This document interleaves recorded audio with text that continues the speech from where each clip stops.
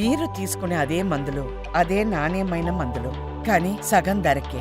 అవును, MedPlus brands pi 50 to 80% తగ్గింపు.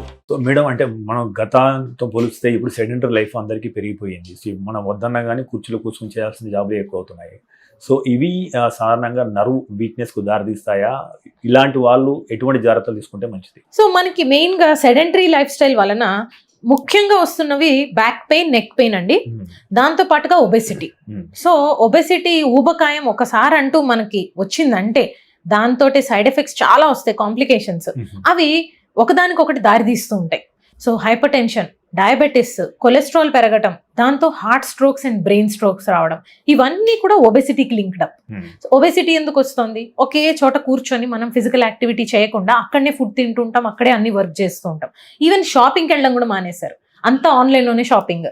So దాని వలన ఏమైపోతుందంటే అసలు చాలా ఘోరమైన సైడ్ ఎఫెక్ట్స్ అనేది మనం ఈ జనరేషన్ ఫేస్ చేస్తున్నాం. అండ్ దాంతో పాటుగా నెక్ పెయిన్, బ్యాక్ పెయిన్ ఎందుకు వస్తున్నాయి? సో రైట్ పోస్చర్ మెయింటైన్ చేయట్లేదు. సో మనకి ఎట్లా ఉంటుంది, మార్నింగ్ నుంచి ఈవినింగ్ దాకా కూర్చుని ఉన్నప్పుడు ఎవ్రీ హాఫ్ అన్ అవర్ కనుక ఒక 5 minutes బ్రేక్ తీసుకొని స్ట్రెచ్చింగ్ చేసి ఒక చిన్న వాక్ చేసుకొని వస్తే అంత స్ట్రెయిన్ ఈ మజిల్స్ మీద పడదు. అండ్ హెడ్, బ్యాక్ కి ప్రాపర్ రెస్ట్ ఉండే చైర్ చూస్ చేసుకోవాలి. ఐ లెవెల్ కి మెయింటైన్ అయ్యేలాగా కంప్యూటర్ స్క్రీన్ ని పెట్టుకోవాలి. హ్యాండ్స్ కూడా always it should be supported. అలా కాకుండా ఇలా గాల్లోకి పెట్టి చేస్తూ ఉంటారు వర్క్ చాలా మంది. సో ఇక్కడ హ్యాండ్ కి ప్రాపర్ సపోర్ట్ లేకపోవడం వలన నెక్ దగ్గర నుంచి ఉన్న నర్వ్స్ అన్ని కూడా పుల్కి లోన్ అవుతాయి.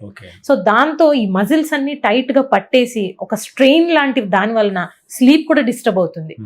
అండ్ ఈ back pain and neck pain disc problems కి లీడ్ చేసి ఫ్యూచర్ లో ఇంకవి ఇర్రివర్సిబుల్ కూడా అయిపోతూ ఉంటాయి. సో అంత దాకా వెళ్లకుండా ఉండాలంటే కూర్చునే పోస్చర్ చూసుకోవాలి.